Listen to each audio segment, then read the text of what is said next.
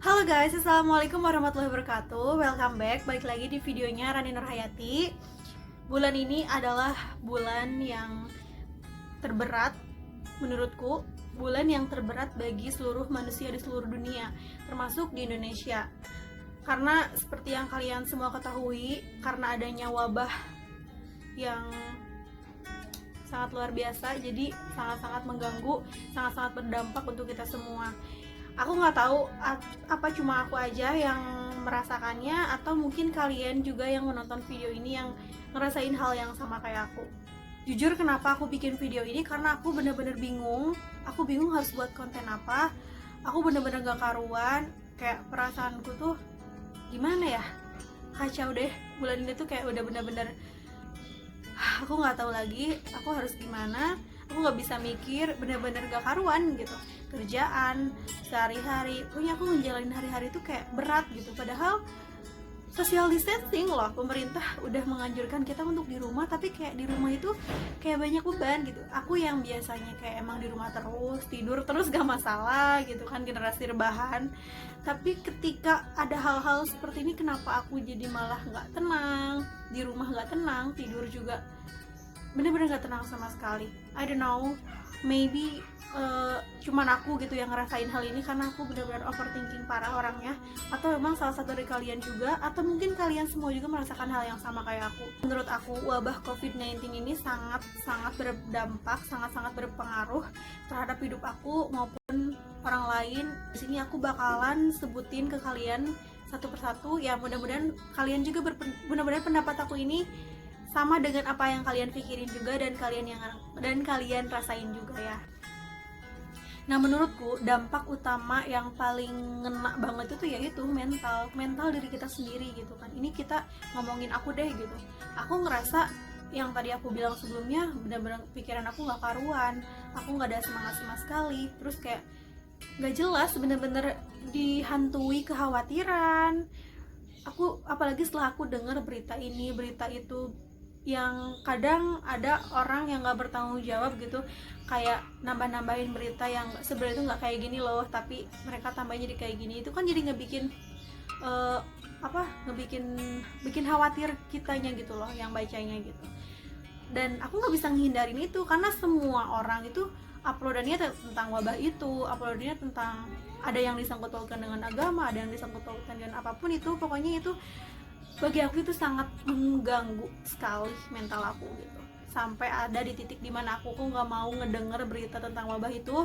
Pokoknya aku pengen menutup diri, tapi aku tetap stay safe, dan aku tetap ngejalanin hari aku tetap keluar kalau itu penting, kalau itu urgent, aku tetap keluar ya, dengan catatan ya aku jaga kesehatan, banyak cuci tangan seperti yang dianjurkan pemerintah. Tapi kalaupun emang aku nggak ada keperluan sama sekali, nggak ada yang penting-penting banget, ya aku tetap stay di rumah, aku tetap ikut aturan social distancing kayak gitu guys.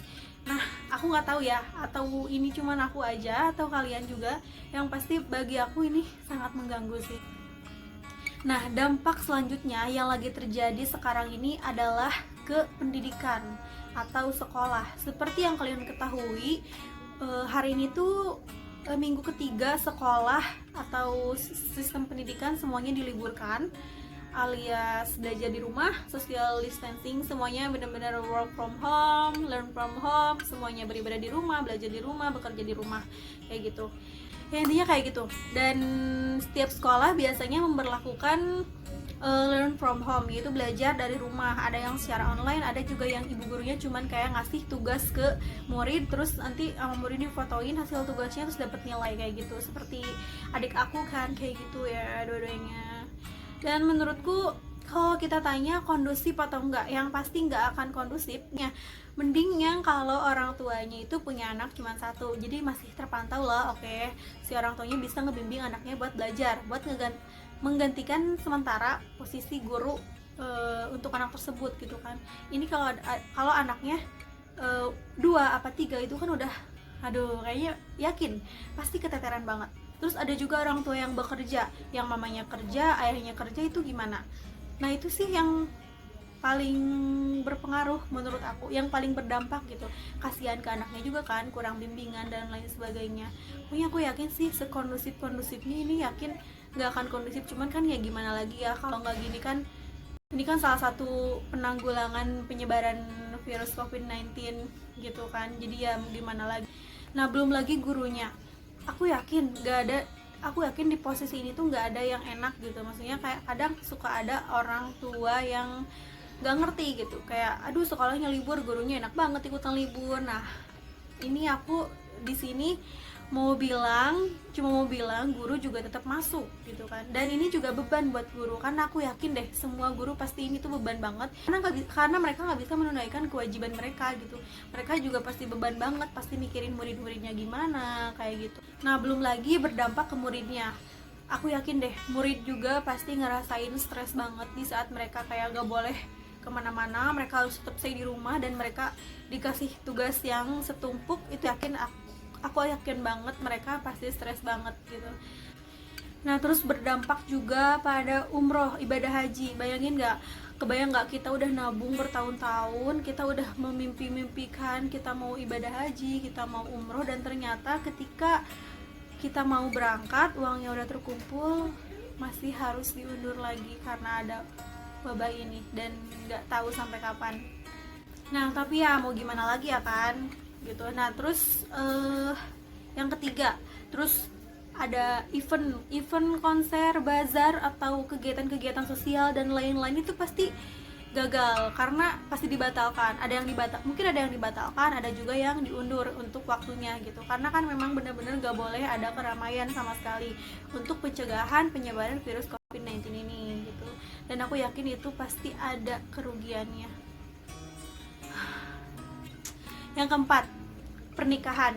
Ini udah yang paling penting banget, karena aku udah banyak banget ngeliat berita-berita, aku ngeliat di sosmed kayak gitu-gitu yang orang maksain bikin acara nikahan terus kayak diusir, sampai dibubarin kan sama pihak polisinya kayak gitu-gitu. Aduh, itu udah sangat kebayang gak sih kita mau rencana pernikahan itu tuh udah kita siapin loh dari bulan-bulan sebelumnya, dan dibubarin dong. Kebayang gak sih kayak gimana sakitnya kayak gitu. Tapi ya nggak salah juga, polisi nggak salah juga buat ngebubarin ya, karena kan kita nggak tahu keadaannya mau kayak gini. Cuman kayak ngerasain gitu kalau aku ada di posisi pengantinnya itu kayak gimana. Tapi ya solusinya ya itu, mending kita rugi dikit terus kita undur pernikahannya, jadi waktunya kita undur dan beres ya, mau gimana lagi. Dan yang terakhir, masalah paling serius menurut aku adalah perekonomian. Kebayang nggak? Semua aktivitas itu diberhentikan, di stop, semua kafe-kafe ditutup. Mereka boleh buka tapi dengan aturan waktu yang ditentukan oleh pemerintah. Kebayang nggak omset yang biasanya mereka berapa terus jadi menurun gitu. Terus banyak hal kayak Gojek yang biasanya mereka dapat berapa, mungkin karena virus ini jadi menurun juga. Dan aku sampai detik ini masih tetap salut sama tim garda depan, dokter-dokter yang luar biasa, polisi, tim-tim kesehatan. Ya aku berdoa untuk kalian yang ada di garda depan. Aku nggak tahu kalau nggak ada kalian semua, kita di sini, masyarakat kita di sini akan seperti apa. Mungkin penyebarannya akan sangat luar biasa dan gak akan bisa terkendalikan seperti sekarang gitu. Dan untuk pemerintahan Indonesia juga itu udah luar biasa banget. Pemerintah pusat udah penanganannya tuh udah, ya aku yakin apapun itu, walaupun banyak pendapat A, pendapat B, aku yakin yang diputuskan oleh pemerintah itu adalah yang terbaik. Itu adalah solusi terbaik untuk negara Indonesia ini. Dan aku berdoa mudah-mudahan wabah ini segera berakhir, karena Ramadan sebentar lagi datang. Aku berharap, aku berdoa, aku yakin Ramadan virus COVID-19 udah selesai. Kalian jangan terlalu khawatir akan adanya virus ini, tapi bukan berarti kalian santai-santai aja. Kita semua harus tetap stay safe, jaga kesehatan, jaga pola makan, cuci tangan, dan selalu mandi setiap hari, apalagi kalau habis berpergian. Dan tetap social distancing di rumah aja. Kalau gak penting-penting banget, kita harus tetap di rumah. di rumah, bener-bener di rumah. Dan yang paling penting, jaga pola makan, tingkatkan imunitas tubuh kita. Aku yakin musibah ini tuh akan ada hikmah, banyak hikmah juga yang bisa diambil orang-orang, termasuk aku sendiri juga. Jadi ngerasa kebersihan itu benar-benar penting, terus kesehatan itu benar-benar penting, nomor satu. Dan yang biasanya jarang cuci tangan, gak peduli kalau ada ternyata ada bakteri, ada debu-debu, ini jadi emang bener-bener cuci tangan terus pulang ke rumah emang bener-bener langsung mandi, kayak takut itu gitu ya. Intinya gitu, kita jangan sampai ketakutan yang berlebih, karena itu nggak baik juga kan buat mental kita. Pokoknya untuk kita semua, untuk aku juga, tetap semangat. Kita yakin kita bisa, dan kita harus selalu mentaati aturan-aturan pemerintah. Oke, buat kalian semua yang udah nonton video ini sampai habis, thank you banget. Semoga kita semua bisa saling support, dan kalian juga jangan lupa support terus channel aku dengan cara like, comment, share, and subscribe biar aku makin semangat bikin video apa lagi. Dan jangan lupa kalian komen di bawah apa yang kalian lagi rasain sekarang tentang penyebaran virus COVID-19 ini, dan kalian juga komen abis ini aku bikin video apa lagi. Thank you, see you next video, bye.